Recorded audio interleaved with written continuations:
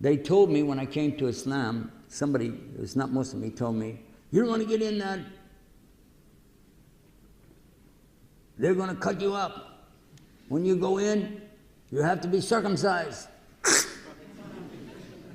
And if you go back out, they'll cut your head off. So either way, in or out, you're getting cut up.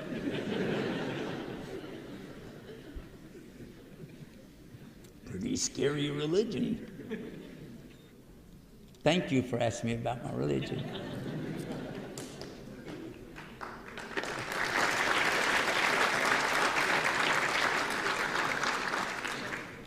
Because in Islam, we have to tell the truth.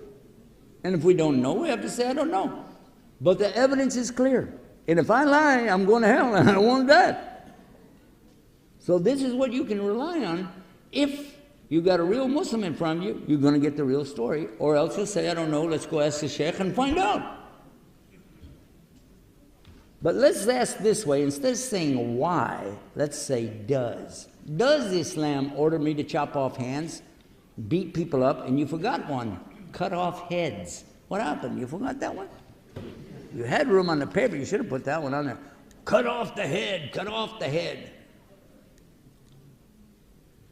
Some people have their heads cut off. Oh, did you know that? Some people had their heads cut off. In fact, if you study French history, the history of France, you'll find a whole lot of royal people had their heads cut off, all on the same day. And they weren't even Muslim, darn.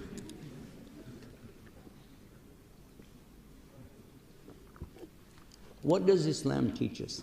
First and foremost, it teaches us about integrity, balance, honesty, rights. So let's find out now how come all of a sudden there's some kind of corporal punishment, physical punishment being distributed here. Suppose somebody steals a loaf of bread, you cut off his hand. Yeah? Is that really true? A guy doesn't want to be a Muslim anymore, cut off his head.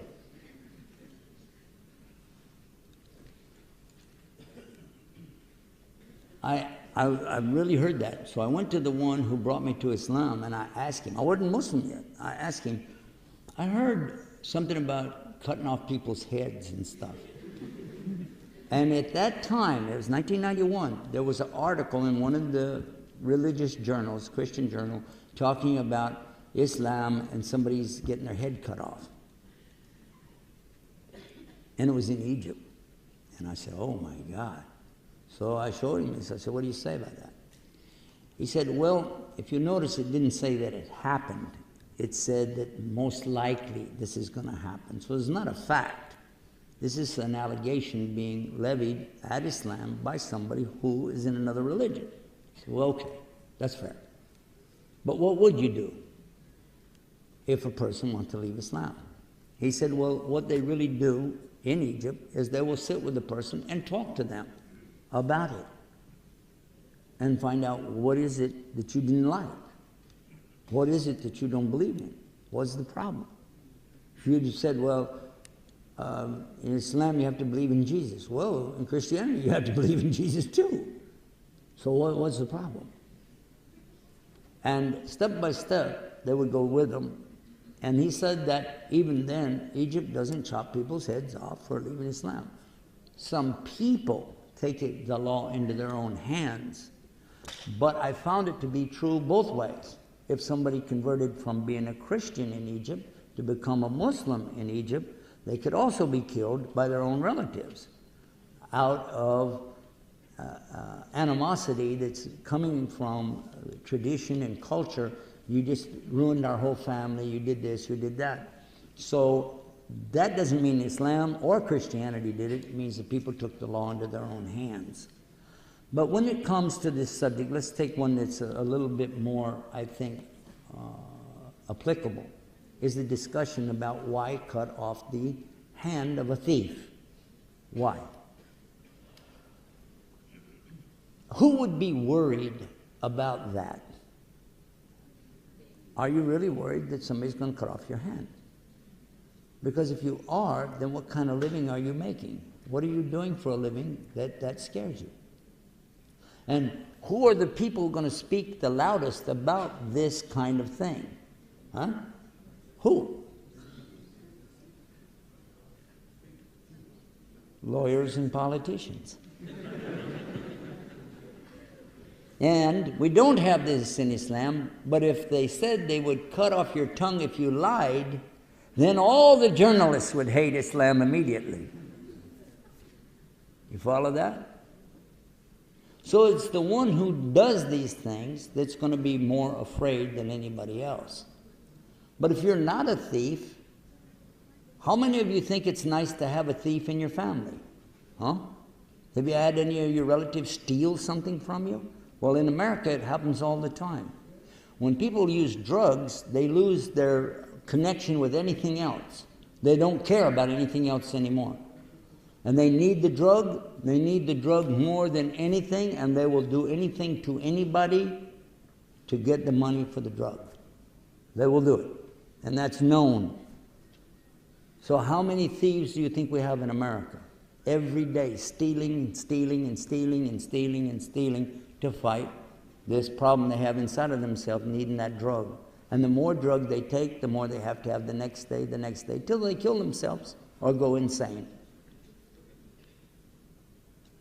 That's drugs. So should you chop off their hand? And what about the guy that steals a loaf of bread? He's hungry. People steal food when they're hungry. Actually, Islam wouldn't cut off the hand of either one of them, because the one has a mental disorder, it needs to be treated. The other one is hungry. Islam provides something called the Baitul Mal. Anybody can eat anytime, and they don't have to be a Muslim. They can get all the food, clothing, and even shelter that they need. It's a social system when there is the full Islamic state. But when there's not an Islamic state, it's not available, and that means that full Islamic Sharia cannot be practiced. You must never call for Sharia and the punishment that goes with that unless you've established the environment for it first. Because there are pluses that are not there. You don't provide people with the food, and then you're going to chop off hands for stealing food. That's stupid. And Islam doesn't allow that. So you have to know what the limits are. And that's why I mentioned that in the beginning. You have to understand, too, that an average person like me or Sheikh here, we're not muftis. We're not going to make that kind of call. It's a judge, a qadi in Islam, who has memorized the whole Quran, memorized all the hadith. He's somebody that's there at Fajr every morning to pray his prayers. He's somebody who cares about the community. And he's going to be looking at the one who employed the man who stole the food to find out, how come this man's stealing food? I'm going to look at the employer. How come this man didn't get paid? If anybody else from your employ, people that you hire, is hungry, you're not paying, and they're working, I need to talk to you, because you're the one going to be in trouble, not them. You have to understand that Islam comes from some very beautiful logic, but some people don't understand how to implement it. And so that's what we see again and again and again. We don't see the mercy, and we don't see the compassion, and we don't see the authority, the proper authority being represented when people go out here and start beating each other up. As far as the 100 lashes for the adulterer, there's a difference between adultery and fornication. Fornication is what occurs between boys and girls that are not married. Adultery is what occurs between a man who is married and a woman, or a woman who is married and a man that is not married to him. So that's the difference. And there is a different punishment. But here's the trick behind it. Listen to this. Suppose somebody said they saw fornication. We're not going to talk about adultery here because this would be even higher. But just that, and it's more common, fornication, than adultery in all the societies. So a couple guys come along and they say, we saw so-and-so and such, and they were doing this. Oh, really? You saw them? Yes. You saw them. You didn't just hear a rumor. No, we saw it. Okay? So they go to the judge, and they say it, and they swear it, and you saw them. They were under a sheet or blanket? Yeah. Okay, you didn't see them. No, this is serious. This is very serious. You didn't see them. But we saw when they got out from under the blanket, but you didn't see the act that you're talking about. So these people are the ones who are actually whipped. Did you know that? They're the ones who get the spanking publicly. And then their testimony is not accepted anymore. If they said, okay, we saw it. We saw it. And we saw everything. Everything. Exactly. Clear shot. I don't know if you know much about this, but even in a video, those X-rated videos, it's really hard for anybody to get a clear shot. Let it go at that. So these guys, two guys, are saying they saw that, swearing, putting their names to it, swearing on the Quran, everything, okay? Say, okay, produce two more witnesses. Huh? Because you have to have 4 eyewitnesses. And they have to know the guy, and they have to know the girl, and they have to describe what they saw, and it better match up. Now I got a question for you. What kind of boy and girl are out there doing this in front of witnesses like that? Sounds like a sideshow to me. Huh? So in the case of somebody making X-rated videotapes, yeah, they'd be beat for that. You got it. Yep, no doubt. Because this is a destruction of society itself. There's no doubt about that. They would be punished. Now when it comes to adultery, this is more severe because it's more severe damage. Much more severe because now you could have children as a result of this who are not the child of the proper parent.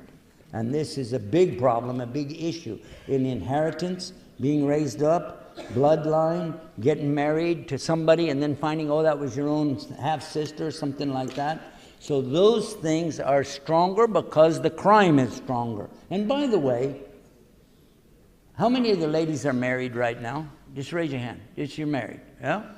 Married? Okay. Have you ever heard what a lady said, if I ever caught my husband do something like this, I would? Starts with a K, next letter's I, and the next 2 letters are alike, and they're not S's.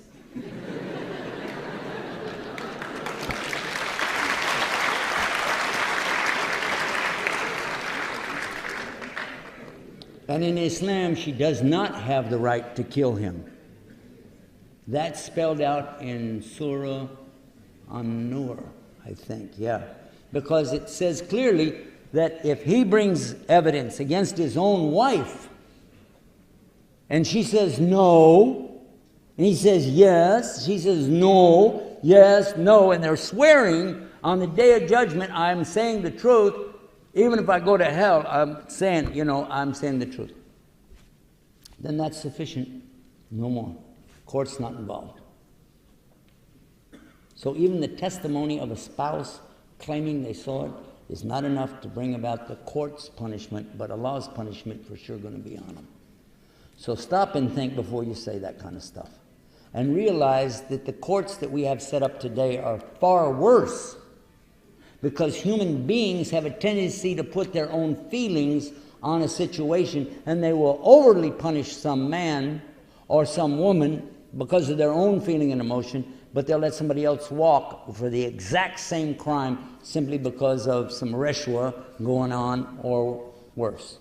So do realize that this is from your Creator, this is not human beings. But the compassion comes first, and all the scholars that I ever read about said it's better to err in the leniency and the compassion than it is to be too tough and put the full hudud out there when it maybe shouldn't be.